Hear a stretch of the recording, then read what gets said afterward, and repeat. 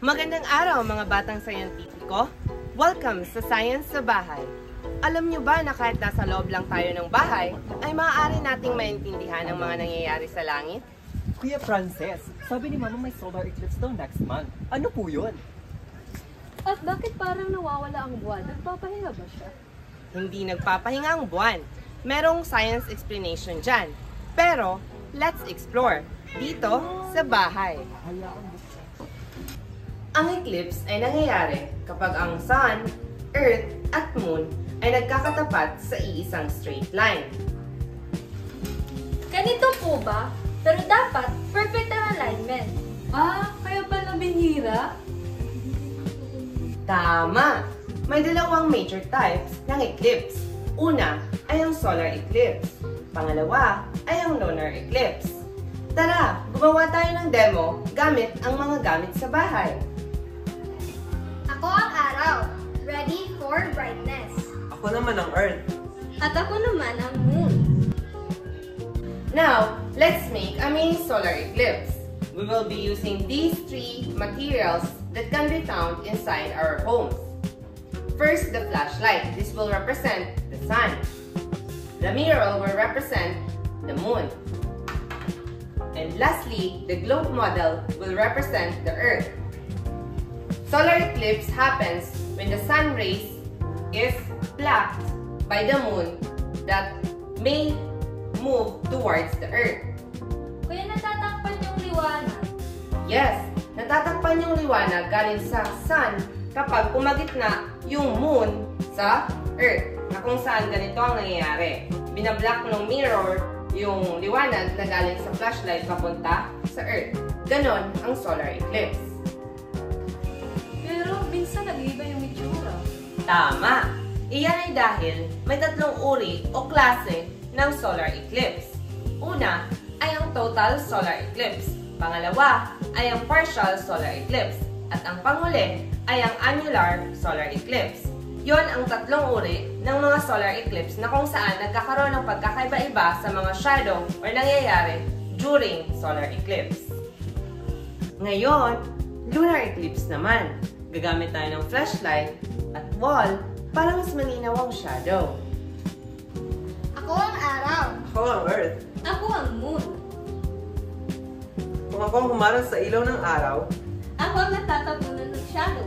Lunar eclipse yan. so Earth shadow pala ang cause. So bakit wala tayong eclipse kada buwan?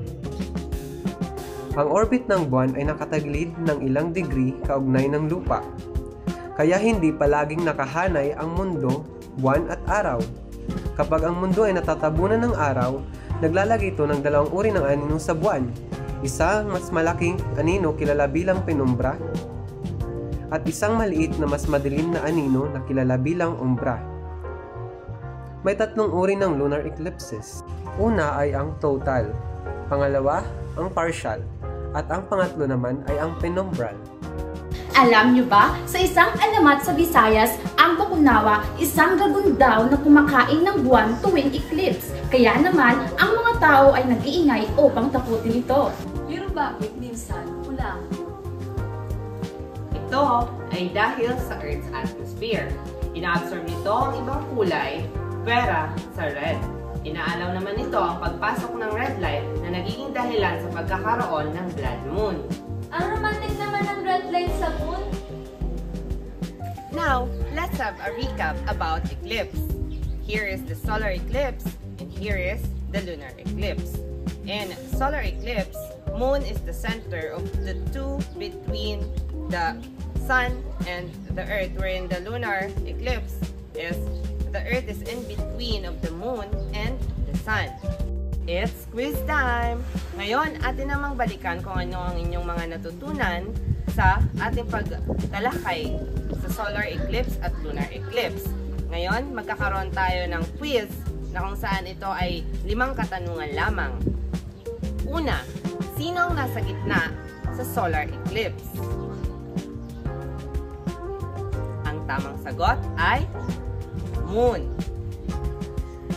Pangalawang katanungan ay, sino ang nasa gitna ng lunar eclipse? Ang sagot ay Earth.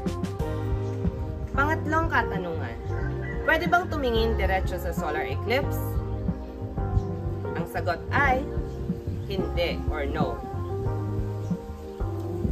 Pang-apat na katanungan ay, safe ba ang lunar eclipse to watch?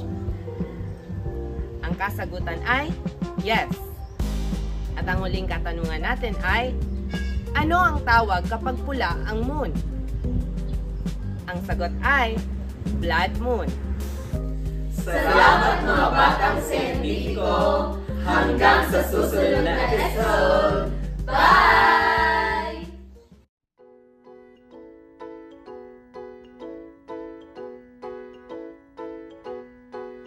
Bawat